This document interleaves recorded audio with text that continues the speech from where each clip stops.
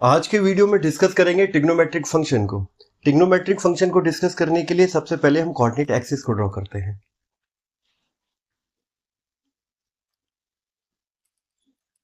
ये हमारी एक्सिस हो गई, ये बाई एक्स एक्सिस है, ये हमारी बाई एक्सिस है।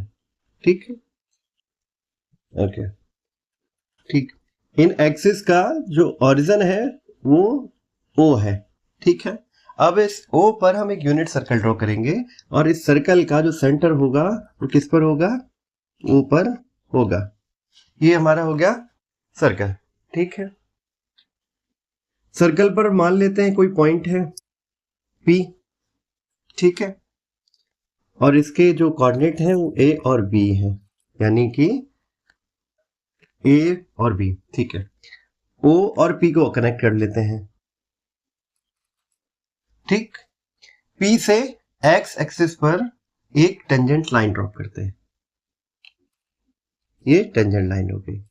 ठीक है, और इसे हमने नाम दे दिया पॉइंट को M। ठीक है, अच्छा, ये सर्कल है जो एक्स एक्सिस को कट कर रहा है, यह पॉइंट हमने मान लिया ए है। ठीक, ओके, ये जो एंगल बन रहा है इसको हमने मान लिया एंटी क्लॉकवाइज है और ये एक्स है और ये एक्स है, तो फिर ये आर्क वैल्यू कितनी भी आर्क लेंथ कितनी होगी? ये भी एक्स होगी। ये कुछ चीजें हमने डिफाइन की। ठीक है, पॉइंट पी की कोऑर्डिनेट क्या है? ए और बी, यानी कि ओ एम की वैल्यू क्या हो गई? ए, और एमपी की वैल्यू क्या हो गई? बी। ठीक है, ट्राइंगल ओ एम पी की बात करते हैं। ओ एम पी, ठीक है, ओ एम पी की जब बात करेंगे तो इसमें हम सबसे पहले पाइथागोरस थ्योरम लगाते हैं। पाइथागोरस थ्योरम लगाएंगे तो क्या होगा? O M square plus M P square equal to P O square. ठीक है, ओ एम की वैल्यू क्या है? ए है, तो ये ए स्क्वायर हो गया। पी एम की वैल्यू क्या है? एम पी, एम पी की वैल्यू क्या है? बी, तो बी स्क्वायर हो गया। अच्छा, ओपी की वैल्यू क्या है? ओपी की वैल्यू हमारी 1 है। ओपी की वैल्यू 1 क्यों है? क्योंकि मैंने अभी इनिशियली आपको बताया था कि हमने क्या ड्रॉ किया है? एक यूनिट सर्कल। यूनिट सर्कल में रेडियस क्या होती है? 1। तो ये क्या हो गई? 1 स्क्वायर यानी कि 1। ठीक है, इसको हमने नाम दिया इक्वेशन 1। अब हम इस ट्राइंगल में कॉड सॉरी साइन और कॉस फंक्शन को डिफाइन करते हैं। वी डिफाइन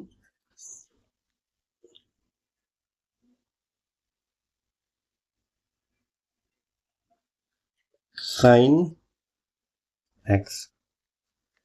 किसके इक्वल होगा साइन एक्स? हम सभी जानते हैं साइन एक्स की वैल्यू होती है परपेंडिकुलर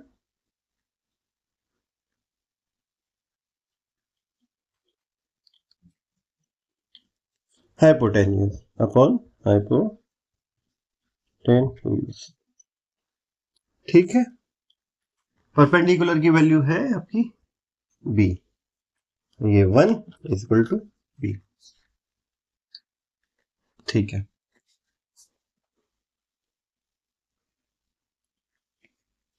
इसी तरीके से cos x की वैल्यू की बात करेंगे। एडजेसेंट हाइपोटेन्यूज यानी कि ओ एम अपॉन 1 ओपी। ठीक है, सॉरी पीओ नाम देते हैं, पीओ ए की फॉर्मेट यूज करते हैं, और ये हो जाएगा 1 और ये होगी वैल्यू ए। ठीक है, साइन एक्स की वैल्यू आ गई, कॉस एक्स की वैल्यू आ गई। इस दोनों वैल्यू को जब हम यहाँ पुट करेंगे तो इक्वेशन आ जाती है after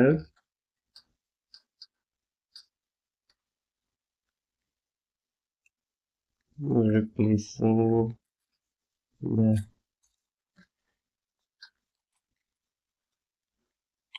values of sine x and cos x. क्या हो जाएगा? इन इक्वेशन 1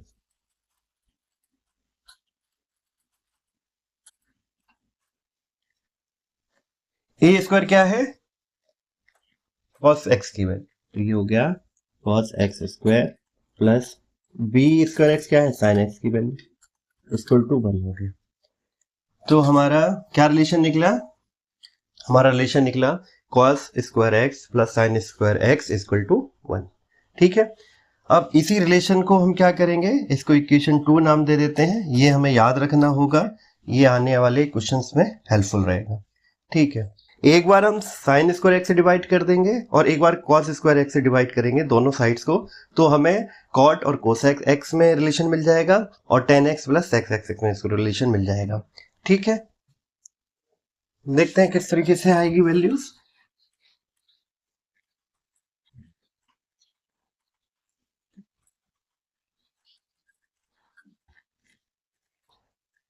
इसको रीराइट करते हैं।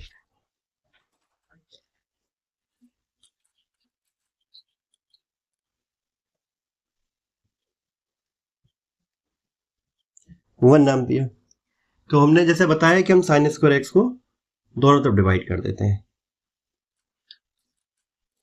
Dividing by sine square x on both side.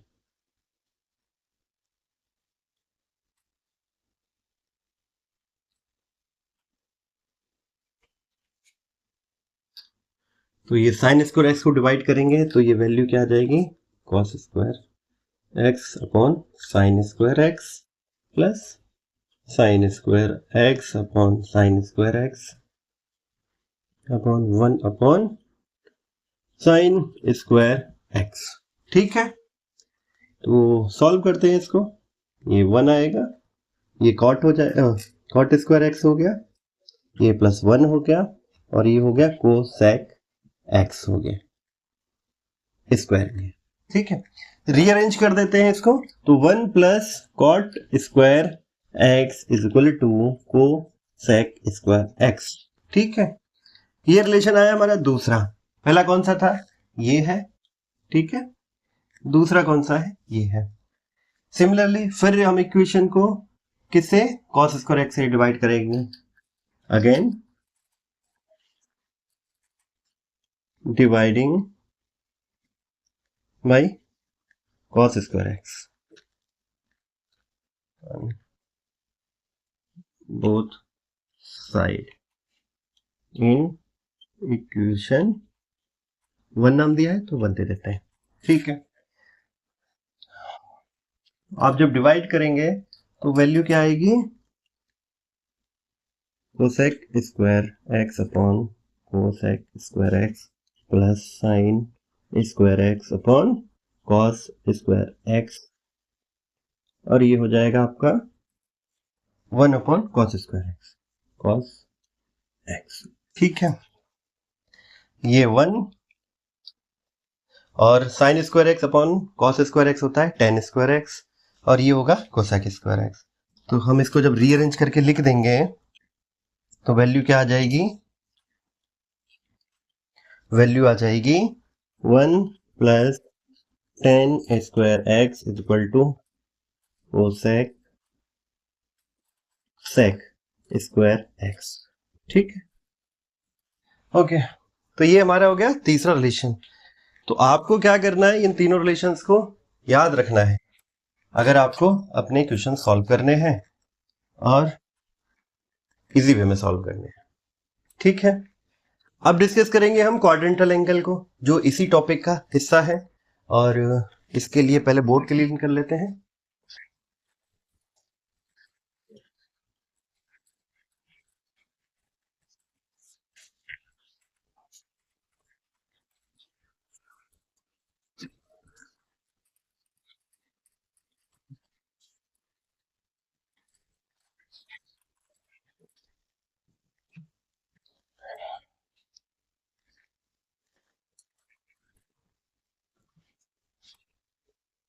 ठीक है, क्वाड्रेंटल एंगल क्या होते हैं? क्वाड्रेंटल एंगल वो सारे एंगल होंगे जो पाई बाई 2 के इंटीग्रल मल्टीपल हो, यानी कोई भी एंगल अगर पाई बाई 2 का मल्टीपल है तो उसे हम कहेंगे क्वाड्रेंटल एंगल। जरा देखते हैं क्वाड्रेंटल एंगल क्या है। ये हमारी एक्सिस है, ये ओरिजिन है एक्सिस का, नाम दे देते हैं, ये एक्स है, ये y है, ये y डैश कह दिया, इसको x डैश कह दिया। ठीक है, फिर से एक यूनिट सर्कल ड्रॉ किया गया है जो कि ये है, सर्कल ड्रॉ हो गया। ठीक है, ये हमारा एंगल पाई बाई 2 है, ये पाई है, ये 3 पाई बाई 2 है, ये 2 पाई हो गया। ठीक है, ठीक है, पॉइंट है P, OP को कनेक्ट कर देते हैं।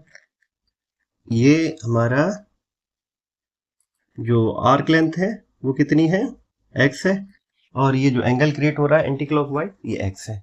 अगर क्लॉकवाइज होगा तो नेगेटिव x हो जाएगा। ठीक है, बात करते हैं क्वाड्रेंटल एंगल की। क्वाड्रेंटल एंगल अगर हम इस फिगर से देखें तो क्या होंगे, पाई बाई 2, पाई, 3 पाई बाई 2 और 2 पाई।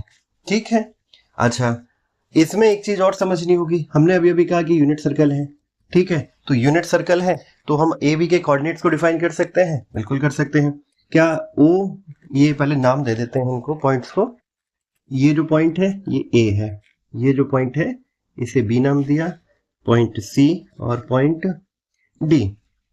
बात क्लियर है, इन पॉइंट्स को नाम दे दिया।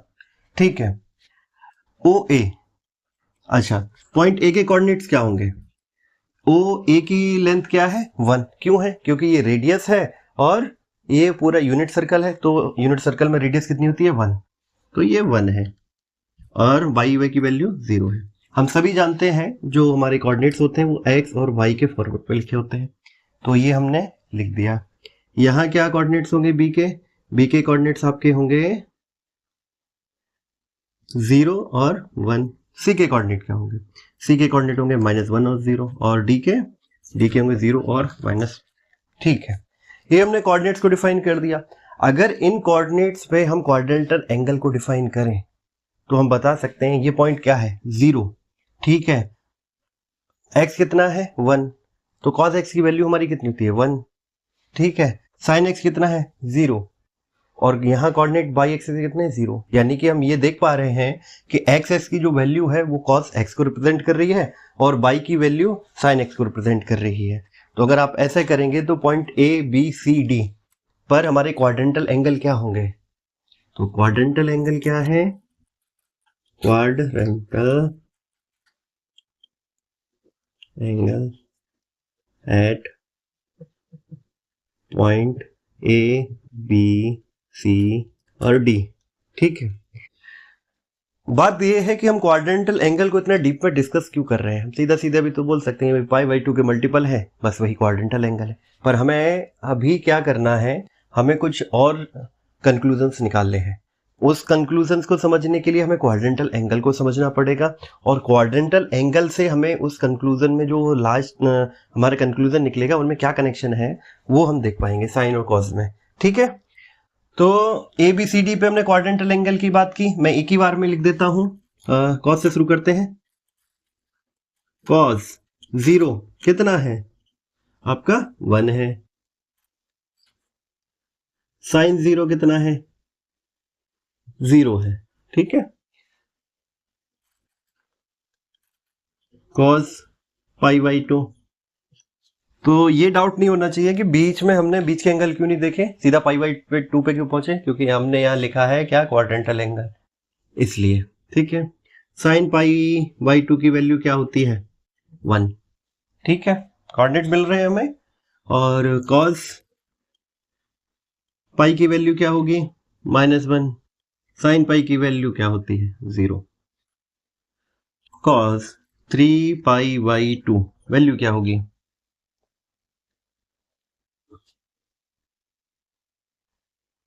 3 पाई बाई 2 की वैल्यू हो जाती है आपकी 0, साइन 3 पाई बाई 2 की वैल्यू होगी आपकी -1। ठीक है, तो ये हमने क्वाड्रेंटल एंगल को डिफाइन कर लिया। चलो 2 पाई को भी कर देते हैं, कॉस हालांकि 0 डिफाइन कर दिया तो 2 पाई को डिफाइन करने की हमें जरूरत नहीं है, तो हमने इसको भी छोड़ दिया। ठीक है, ठीक है, अच्छा इसमें आप एक चीज देख सकते हैं, हम ये देखेंगे कि साइन की वैल्यू कॉस की वैल्यू कहाँ कहाँ 0 है, और ऐसा करने से हमें क्या फायदा होगा, हमें फायदा ये होगा कि हमें cosec x plus sorry sec x और cosec x plus tan x और cot a, ये वैल्यू कहाँ अनडिफाइन हो जाती है ये पता चलेगा। ठीक है, तो हम सबसे पहले समझते हैं कहाँ जीरो है, 3π/2 पर जीरो है और π/2 पर जीरो है। यहाँ साइन की वैल्यू किस पे जीरो है, साइन की वैल्यू 0 पे जीरो है और π/2 पे जीरो है। ठीक है, इसी तरीके से जब आप और एंगल्स को लिखेंगे तो आप पाएंगे कि साइन की वैल्यू 0 है जब n की वैल्यू, जो x की वैल्यू है वो n पाई के इक्वल है। क्या कहा है मैंने, मैं लिख के बताता हूं इस बात को, कि साइन x 0 है। ठीक है, कब है, जब x इक्वल टू n पाई है। ठीक है, और n क्या है, n is any integer number. ठीक है, कहने का मतलब ये हुआ साइन पाई, 2 पाई, 3 पाई, 4 पाई, 6 पाई, 7 पाई, 8 पाई, जहां तक भी आप पाई के मल्टीपल पे बोल सकते हैं, वो सारी वैल्यूज साइन के जीरो होंगी साइन के टर्म में। ठीक है, कॉस की बात कर लेते हैं। कॉस एक्स 0 है, कहाँ है, जब वैल्यू कितनी है, π/2 है, 3π/2, पाई यानी कि हम 1 मान लें यहाँ और यहाँ 3 मान लें तो ये ऑड मल्टीपल हो रहा है π/2 का, तो ये cos x की वैल्यू 0 कहाँ हो गई, x इक्वल टू 2n + 1 π/2। ठीक है, अच्छा 2n + 1 क्यों लिखा, 2n + 1 ऑड नंबर को रिप्रेजेंट करता है। अगर आप यहाँ इस इक्वेशन में कोई भी वैल्यू रख देते हैं 0 1 2 3 4 5, आपको ऑड नंबर ही मिलेगा। ठीक है, तो इसमें कंफ्यूज होने की आवश्यकता नहीं है। और n की वैल्यू क्या है, n कोई भी इंटीजर नंबर हो सकता है, एनी इंटीजर नंबर। उम्मीद है ये बात आपको समझ आई। तो हमने क्या दो रिलेशन फाइंड आउट किए, ये किए। अच्छा, पहले का तो हमने एग्जांपल आपको दे दिया कि कोई भी n पाई के मल्टीपल होगा, मतलब कि 1 पाई 2 पाई 3 पाई तो 0 होगा। कॉस के टर्म में किस तरीके से बात होगी, π/2, 3π/2, 5π/2, 7π/2, 11π/2, सबकी वैल्यू 0 होगी। तो जब कभी आपको क्वेश्चन में पूछा जाए कि भाई 11π/2 की वैल्यू क्या है या 9π/2 की वैल्यू क्या है, तो 0 है। ठीक है, यहां तक बस क्लियर हो गई। अब यहां से हम इसको इरेज कर देते हैं और tan, cot और बाकी के साइन फंक्शन को, सॉरी ट्रिग्नोमेट्रिक फंक्शन को डिफाइन करते हैं। ठीक है, tan की बात करते हैं सबसे पहले, या एक काम करते हैं ना, साइन फंक्शन से शुरू करते हैं। cos x की बात करते हैं।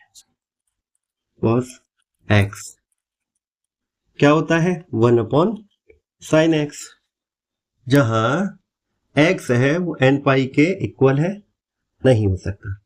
ऐसा क्यों कहा गया इक्वल नहीं हो सकता, अगर x n पाई के इक्वल हो जाएगा तो sin x की वैल्यू 0 हो जाएगी, और अगर sin x की वैल्यू 0 हो गई तो cos x क्या हो जाएगा, अनडिफाइन हो जाएगा।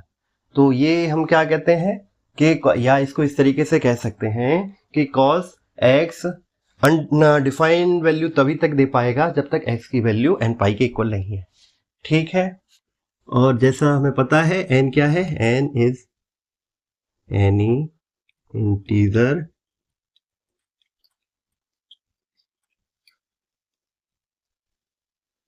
नंबर। ठीक है, sec x की बात करते हैं। sec x क्या होता है, 1/cos x, ये वैल्यू क्या होगी, 2n + 1 π/2 के इक्वल नहीं हो सकती, क्योंकि क्या होता है, 0 हो जाता है, कौन, cos x। ठीक है, अब ये बताने की आवश्यकता तो नहीं है कि ये क्यों इक्वल नहीं है, क्योंकि सेम रीजन है दोनों ही केस में, और आने वाले दो जो फंक्शन को डिफाइन करेंगे उस केस में भी। ठीक है, अगर ये 0 हो जाएगा तो sec x अनडिफाइन हो जाएगा। tan की बात कर लेते हैं। tan x इक्वल होता है sin x upon cos x के, तो x की वैल्यू आपकी इस केस में भी 2n + 1 के इक्वल नहीं हो सकती, π/2 के, सॉरी 2n + 1 π/2 के इक्वल नहीं हो सकती, क्योंकि n आपका अनडिफाइन हो जाता है, वही रिपीट होगा। इतनी बात क्लियर। cot की बात कर लेते हैं।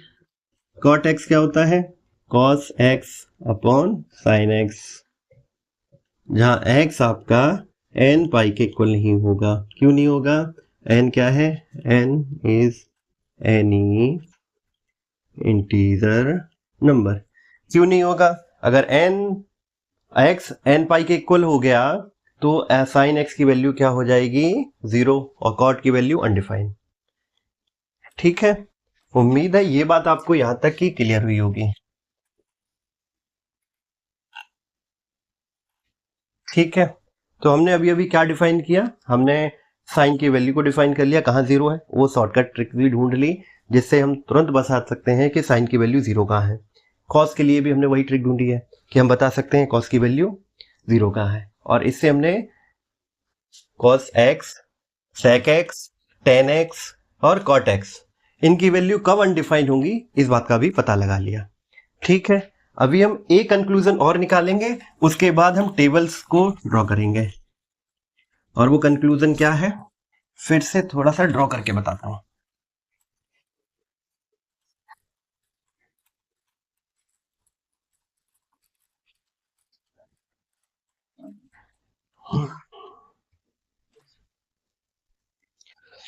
ठीक है, फिर से एक्सिस ड्रॉ किया मैंने, इसको एक्स नाम दिया है, इसको बाई नाम दिया है, इसको एक्स डैश बोल दिया है और इसको बाई डैश बोल दिया है। ठीक है, एक सर्कल है जो यूनिट सर्कल है, सॉरी, और इसको हमने फिर से ड्रॉ कर लिया, सर्कल हो गया। सर्कल थोड़ा अलग भाग रहा है, इसको मिला देते हैं। ठीक है, ये सर्कल हो गया, और ये पॉइंट पिछली बार की तरह पी है, और ये एंगल क्रिएट कर रहा है एक्स दे दिया, और इसको हमने बोल दिया ये एक्स। ठीक है, ये हमारा पाई बाई टू, ये पाई 3 पाई बाई 2। ठीक है, ये हमारा कुछ है।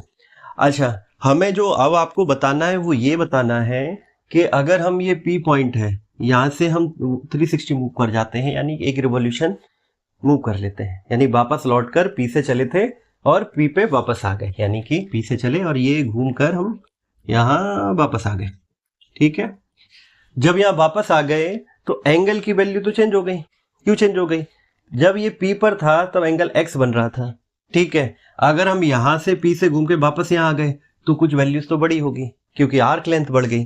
तो आर्क लेंथ हम सभी जानते हैं यूनिट सर्कल केस में क्या हो जाती है, 2 पाई आर के इक्वल होती है। हम अपने केस में मान लेते हैं कि ये हमारा 2n पाई के इक्वल है। क्या हो गई arc length? 2n, sorry black use करते हैं, तो ये जितना हम मूव किए तो इसको हमने नाम दे दिया 2n पाई। ठीक है, कि हमने मान लिया ये जो हमारा एंगल इंक्रीज हुआ 2n पाई के इक्वल हुआ। ठीक है, जब ये एंगल 2n पाई के इक्वल हुआ और हम वापस यहाँ आ गए तो जो आर्क लेंथ थी वो तो बदल गई। वो आर्क लेंथ क्या हो गई? Length of arc. अच्छा, मैं बार बार लेंथ ऑफ आर्क की बात क्यों कर रहा हूँ? मैं बात इसलिए कर रहा हूँ क्योंकि हम सभी जानते हैं और हमने पिछले वीडियो में कई बार डिस्कस भी किया है कि जब कोई यूनिट सर्कल के केस में आर्क लेंथ है बट सेंटर पर कोई एंगल क्रिएट करती है तो वो एंगल आपका आर्क लेंथ की इक्वल होता है। तो इसीलिए हमने जब यहाँ मूव किया तो ये आर्क लेंथ हमारी कितनी हो गई? एक्स पहले थी और हम दोबारा मूव करके वापस आए तो मान लेते हैं 2n पाई के इक्वल हो गई। ठीक है, 2 पाई क्यों आया? क्योंकि ये सरकमफेरेंस के इक्वल होती है। एन क्या हो सकता है? कोई भी वैल्यू हो सकती है। ठीक है, बात इतनी ठीक हो गई। पर साइन फंक्शन की बात करें या कॉस फंक्शन की बात करें तो वो 2 पाई के बाद रिपीट हो रही है वैल्यू, यानी कि साइन फंक्शन और हमारा कॉस फंक्शन चेंज नहीं हो रहा है। तो अगर हम बात करें एंगल की तो 2n पाई प्लस एक्स, ये वैल्यू वही देगा जो एक्स की होगी। ठीक है, और कॉस की बात करें 2n पाई प्लस एक्स, ये वैल्यू भी क्या देगा? एक्स इक्वल देगा। एन क्या हो सकता है? एन कोई भी इंटीजर नंबर हो सकता है। N belongs to set of integers. ठीक है, ये हमारा एक अगला कंक्लूजन था। ठीक है, उम्मीद है ये आपको समझ आया होगा। अब हम फाइनल टेबल को ड्रॉ कर लेते हैं और ये हमारा टॉपिक यहां पर कंप्लीट हो जाएगा।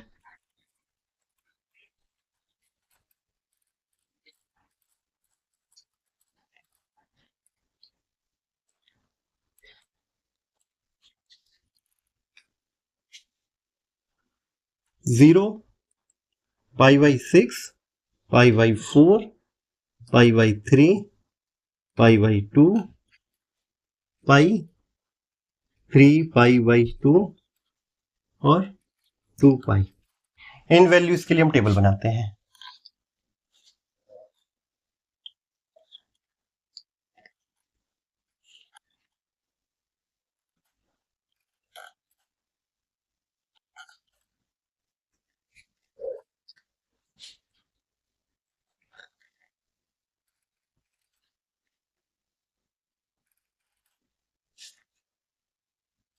साइन, कॉस, टेन, इन 3 फंक्शन पे बात कर लेते हैं। ठीक है, थोड़ा बड़ा लिख देता हूं।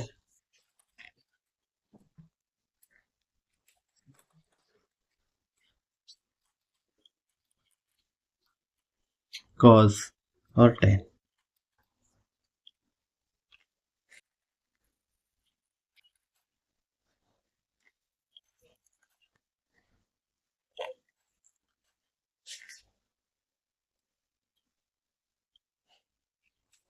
ये टेबल बन गई हमारी। अब आपको क्या करना है, आपको वैल्यूज बतानी है। ठीक है,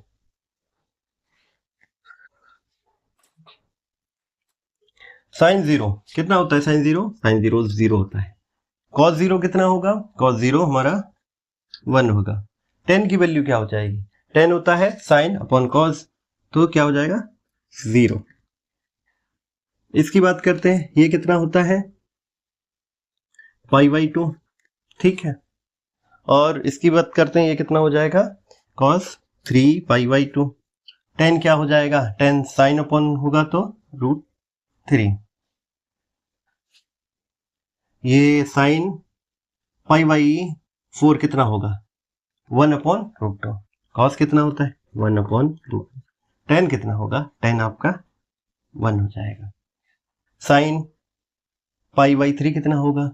√3/2। कॉस पाई बाई 3 कितना होगा? 1/2। और टेन क्या हो जाएगा? टेन आपका हो जाएगा √3। साइन पाई की वैल्यू कितनी होती है? 0 होती है। कॉस की 1 होती है। साइन की वैल्यू पाई बाई 2 की वैल्यू 1 होगी, कॉस की 0 होगी, और ये हो जाएगा नॉट डिफाइन। क्यों हो जाएगा? क्योंकि हमने कब बताया था क्या कि कॉस पाई बाई 2 का मल्टीपल में नहीं हो सकता, 0 हो जाता है। तो जब कॉस 0 हो जाएगा तो टेन की वैल्यू भी हमने बताया था कि पाई बाई 2 के मल्टीपल में होगी, तो अनडिफाइंड होगी, नॉट इक्वल हो सकता है, नॉट डिफाइंड। ठीक है, not equal x not equal to N, 2n+1 pi by 2 लिखा था। ठीक है, तो ये नॉट डिफाइन हो गई। साइन पाई की वैल्यू कितनी होगी? साइन पाई आपका 0 होता है, कॉस -1 होगा, और ये कितना होगा? 0। इसकी बात कर लेते हैं 3 पाई बाई 2। 3 पाई बाई 2 में क्या? 3 पाई बाई 2 में आपको मैंने बताया था, याद रखने की जरूरत नहीं है, कॉस एक्स 0 होता है कब? जब एक्स की वैल्यू 2n+1 पाई बाई 2 हो। तो ये ऑड नंबर आ रहा है, तो ये कितना हो गया? 0। टेन कितना हो जाएगा? अनडिफाइंड। जब कभी कॉस 0 होगा तो टेन अनडिफाइंड हो जाएगा, अनडिफाइंड। और साइन की वैल्यू कितनी होती है? साइन आपकी -1 की हो गई। ठीक है, इसकी बात करते हैं, ये कितना हो जाएगा? ये हो जाएगा आपका 0, 1 और 0। ये आपकी हो गई टेबल। ठीक है, एक बार टैली कर लेते हैं, हमने सारी वैल्यूज को ठीक लिखा है कि नहीं। 0 1 0 1/2 3/2 और ये ठीक है। उम्मीद है ये सारे करेक्ट है। ओके, तो यहाँ पर हमारा ट्रिग्नोमेट्रिक फंक्शन का जो टॉपिक है वो कंप्लीट हो जाता है। तो हमने किन किन टॉपिक्स पे बात की? हमने बात की साइन फंक्शन कॉस फंक्शन में क्या रिलेशन है, हमने बात की कॉट फंक्शन और कोसेक फंक्शन में क्या रिलेशन है, और हमने टेन और सेक फंक्शन की बात की। ठीक है, फिर हमने बात की है क्वाड्रेंटल एंगल की। क्वाड्रेंटल एंगल और कोऑर्डिनेट्स में हमने रिलेशन समझा। वो समझने के बाद हमने एक ड्राइव किया कि साइन की वैल्यू कॉस की वैल्यू कब 0 हो जाती है, किन कंडीशंस के लिए 0 होती है। जब साइन और कॉस की वैल्यू हमें ये पता चल गया कि 0 हो गई, तो हमें ये भी पता चल गया साथ के साथ उनके रेसिप्रोकल वैल्यूज हैं, जो कॉस कोसेक एक्स और सेक कॉट, ये कब हमारी अनडिफाइंड हो जाती है। ठीक है, इससे हमने टेबल को ड्रॉ कर लिया और हमने एक चीज और समझी, वो क्या समझी कि साइन फंक्शन और कॉस फंक्शन आपका एक पर्टिकुलर इंटरवल रिपीट करता है, यानी वैल्यूज की चेंजिंग होती है 2 पाई के बाद। ठीक है, तो इस टॉपिक में इतना ही। टॉपिक थोड़ा लेंथी है, अगर कोई डाउट है तो कमेंट कीजिएगा, चैनल अच्छा लगता है शेयर कीजिएगा। धन्यवाद।